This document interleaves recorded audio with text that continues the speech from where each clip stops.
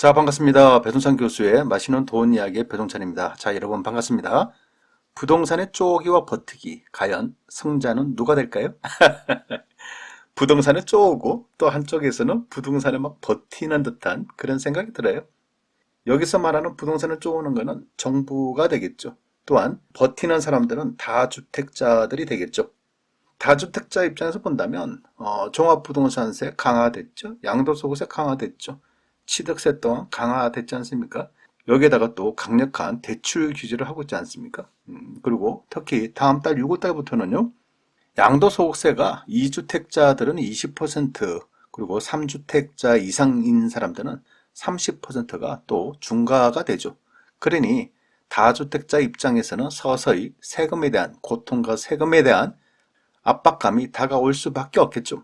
따라서 요즘 들어서는 다주택자 이상이신 분들이 연락이 좀 자주 오는 것 같아요.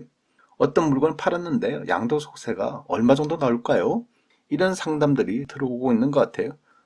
아마도 2022년 5월달은 세금에 있어서 큰 획을 그을 것 같아요.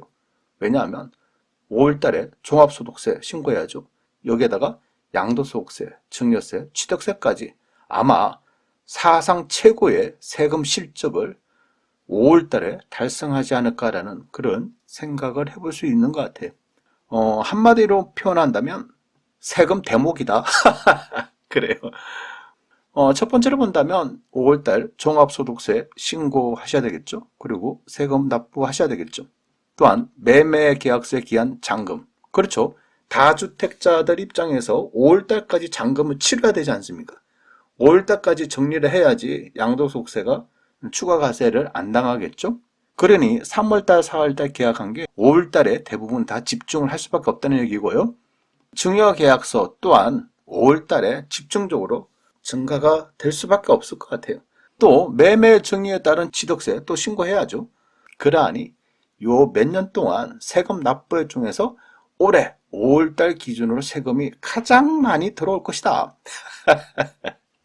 아무튼 현재 부동산 시장을 놓고 본다면 6월달 양도소득세 중과세를 앞두고 급매물이 증가와 동시에 아파트 가격 하락을 예상을 하였는데요.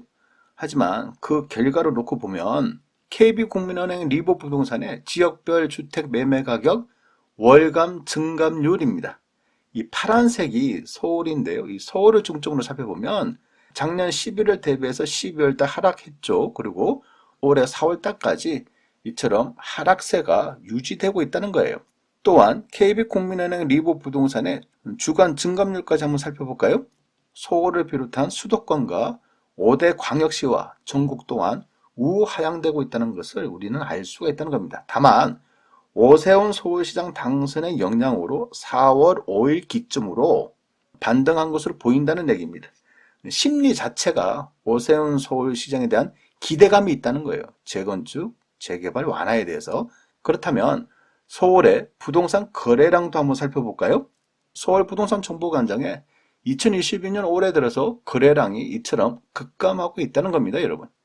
5월 10일 기준으로 해서 서울 아파트 매매 거래량은 87건밖에 안 된다는 얘기예요. 물론 5월달 초반이라서 이렇게 거래가 좀 많지 않다라고 말씀드릴 수는 있겠지만은 아무튼 작년 대비해서 올해 1월달, 2월달, 3월달, 4월달, 5월달 이런 식으로 거래량이 점차 줄어들고 있다는 겁니다. 이런 의미로 본다면 언론에서 말하는 오 시장이 쏘아올린 재건축, 서울 집값 브레이크 풀렸나? 그리고 아파트 전세값이 71억 원, 평당 1억 원 넘는 역대 최고의 전세도 이제 생겼다는 거예요. 이런 뉴스들도 있지만요. 결국 이런 뉴스들은 서울 전세 가격과 매매 가격이 급등했다라는 거 아닙니까? 이렇게 분위기는 조성하고 있지만요. 중요한 거는 호가는 호가라는 거예요. 그렇지 않습니까? 이런 호가보다 더 중요한 거는 실제 거래량이라고 말씀을 드릴 수가 있다는 겁니다. 거래량은 이처럼 줄어들고 있다는 사실, 이거 부정할 수가 없지 않겠습니까? 다주택자 입장에서 보면 첫 번째, 이미 합법적 증여는 넘겼다. 이미 합법적으로 증여로 넘긴 경우가 많겠죠. 그렇죠. 미리 그냥 증여로 넘긴 사람들도 있을 거고, 두 번째로 본다면 이미 매매를 가장한 증여로 넘겼다는 거예요. 이게 뭐 매매가 됐든 증여가 됐든. 세 번째로 본다면 이제 맨 마지막에 있는 사람들이죠. 일단 버티고 보자. 그래요. 일단 버티고 보면 무슨 답이 나오겠다라고 버티는 거 아니겠습니까? 이렇게 볼 수가 있겠고요. 이 중에서 일단 버티고 보자의 심리를 한번 놓고 보면 지금보다 더 오를 수 있지 않을까? 라는 기대감을 가지고 있다는 거예요. 그렇죠. 혹시라도 오세훈 서울시장도 당선됐는데 더 오르지 않을까? 지금 막 뉴스에서 언론에서는 뭐 이렇게 호가가 상승했다고 막 하지 않습니까? 그러니 이러한 기대감을 가지고 있다는 얘기입니다. 그리고 버티면 정부 여당에서 세금을 깎아주지 않을까? 버티면 통한다. 버티면 된다. 이런 생각을 가질 수도 있다는 거예요. 또 이 부분도 문제죠. 그래서 정부 여당 입장에서도 지금 뭐 양도소득세를 완화한다는 둥, 종합부동산세를 뭐 낮춘다는 둥, 이런 이야기를 할 시점은 아니라는 얘기죠. 그렇지 않습니까? 아무튼 이러한 버티는 사람들의 특징은 이러한 기대감이 있다는 거예요. 그런데 중요한 거는요. 그리고 확실한 거는요. 현재 부동산 시장에 수십억 하는 고가 아파트를 제외하고는, 그런 고가의 아파트를 사는 사람들을 제외하고는 그다지 매수인이 없다라는 거예요. 이 부분을 눈여겨보셔야 된다는 거죠. 지금 다주택자들은요. 증여로 넘기고 매매로 넘기고 있지 않습니까? 다주택자들이 부동산을 사는 거 아닙니까? 돈 없는 사람도 어떻게 아파트를 사요? 다주택이 있는 사람, 돈 많은 사람들이 아파트를 샀다는 거죠. 그런데 다주택자들이 이처럼 다주택을 축소하기 위해서 증여로 넘기고 매매로 넘기고 있는 와중이라는 얘기죠. 즉 다주택자들이 현재 물량을 정리하고 있는 이 와중에 누가 아파트를 사냐는 거예요. 그러니 매수인이 확 줄었다라고 말씀드릴 수 있을 것 같고요. 그러니 거래량도 확 줄어들었다라고 말씀을 드릴 수가 있다는 겁니다. 물론 이런 와중에도 사는 사람들은 있어요. 그렇잖아요. 무조건 없다가 아니야. 분명한 거는 사는 사람 이 와중에도 있다는 거예요. 그럼 뭐 어떤 사람들이 사냐? 지금 아파트를 사는 사람들에 대해서 한번 살펴보면 돈 많은 실거주 목적으로 강남으로 들어오고자 하는 사람들, 이런 사람들은 산다니까요. 전세 70억이다? 들어와서 살아요. 전세로. 아파트 매매 금액 80억이다? 산다니까요. 아파트 금액 50억이다? 산다니까요. 이런 사람들. 이런 사람들은 실거주 목적이고 돈이 많다는 거예요. 특히 이런 사람들은요. 아파트 가격이 폭락하거나 떨어질 때도 이런 사람들은 사요. 왜? 강남이라서. 이런 사람들을 가지고 막 급등을 했네, 뭐했네, 이렇게 표현하기에는 다소 좀 위험하다는 얘기죠.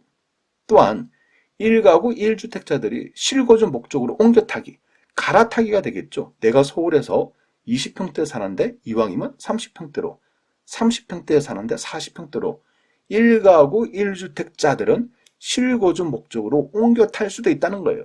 또한 회사 발령이다, 또 취업이다, 학교 때문에 실거주 목적으로 아파트를 사는 사람들이 있다는 겁니다.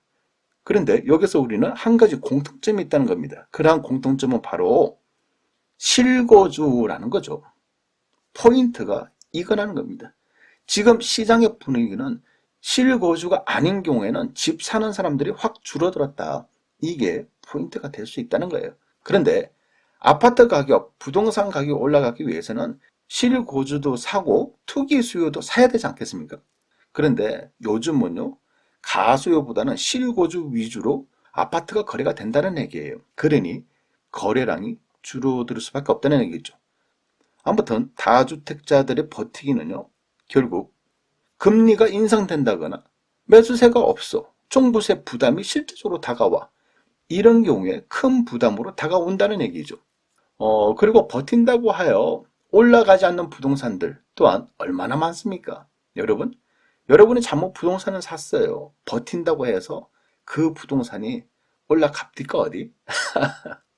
예를 든다면 기획부동산을 통해서 토지를 잘못 샀어. 내가 임대료를 받은 목적으로 복합상가를 샀어. 지방 오피스텔을 샀어. 여러분, 버틴다고 이러한 부동산이 올라갔나요? 그렇죠? 오히려요. 버티면 버틸수록 더 힘들어지지 않았나요? 이러한 의미에서 볼 때요. 분명히 조심할 시기가 도래되었다라고 말씀을 드릴 수 있을 것 같고요. 따라서 지금 이러한 시기에 함부로 매수에 임할 타이밍은 다소 아닌 것으로 볼 수 있다는 거죠. 이상까지 배종찬 교수의 맛있는 도움 이야기였습니다. 감사합니다.